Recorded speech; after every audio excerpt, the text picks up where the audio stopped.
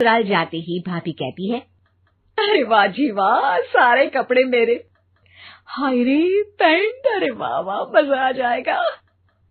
अरे ये सिद्धि की अलमारी के सामने खड़े होकर क्या बड़बड़ा रही है? जाकर देख मेहमानों को विदाई की मिठाई मिली कि नहीं।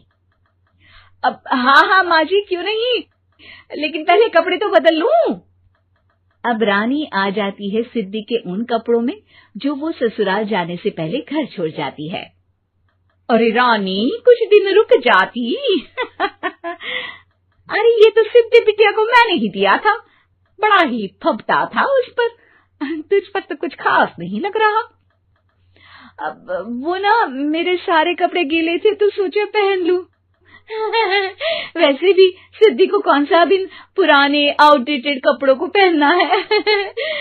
वैसे भी ये सूट तो मैंने तभी पहना था, वैसे खास है भी नहीं ये।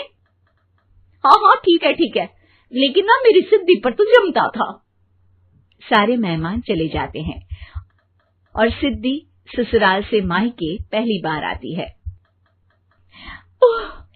अपना घर, अपना कमरा, अपनी अलमारी। ये बोलकर जैसे ही सिद्धि अलमारी खोलती है तो सामने उसके कपड़ों की जगह कुछ और ही रखा होता है। माँ, जरा कमरे में तो आना। सास और रानी वहां पहुंच जाते हैं। रानी ने पहनी होती है सिद्धि की जींस और टी शर्ट। अरे भाभी, ये क्या? ये तो मेरी बड़ी ही महंगी टी शर्ट है, इसे आपने घर में क्यों पहनी है? अरे बहुत मिलती है दीदी ये चौक की मार्केट में, 150 में। ओ भाभी प्लीज, ये एरोपोस्टल है, 2000 की एक टी शर्ट। ओहो, 2000 में तो दीदी 4 साड़ी आ जाए। अब क्या बोलूं?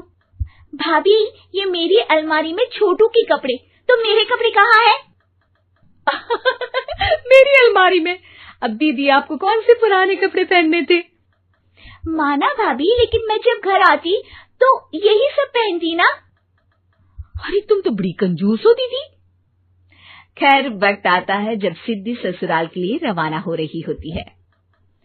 अरे रानी, अंदर से सिद्धि का गिफ्ट ले आ, लड़की पहली बार ससुराल से मायके आई है।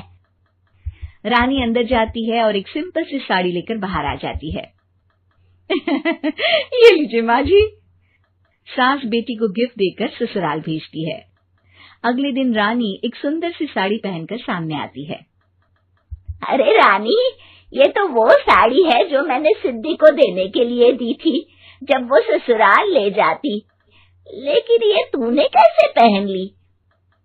अरे माँ जी, ये साड़ी तो मुझे बहुत पहले से ही पसंद थी, लेकिन चिंता ना करिए, मैंने सिद्धि के लिए भी अच्छी सी साड़ी दी है। हाँ। तभी सिद्धि का फोन आता है।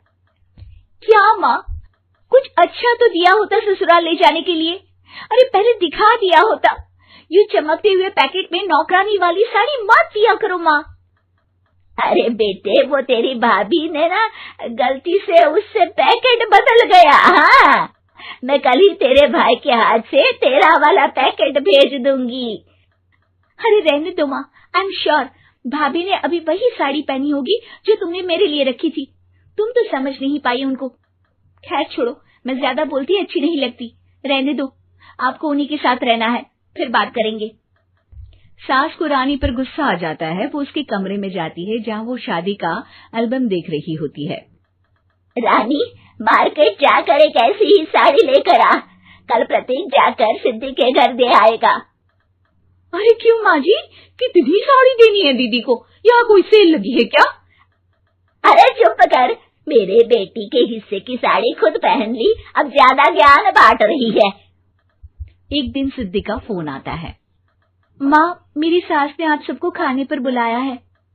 सारे लोग सिद्धि के ससुराल पहुंचते हैं। खाना खाकर वो लोग निकल रहे होते हैं कि सिद्धि की सास सभी को गिफ्ट देती है। अरे बहन जी, बेटी के घर का खाना खा लिया, यही बहुत है जो आप ऊपर से गिफ्ट भी दे रही है। अरे बहन जी, आप भी कहाँ इन बातों पर विश्वास कर रही हैं। सास सभी को गिफ्ट देती है, लेकिन रानी को जो साड़ी देती है वो अजीब सी हरे रंग की लाल रंग की बड़ी छाप वाली होती है। अरे छी छी, ये कौन पहनेगा? सासू माँ को तो जरी वाली इतनी सुंदर और मेरे लिए ये नौकरानी वाली।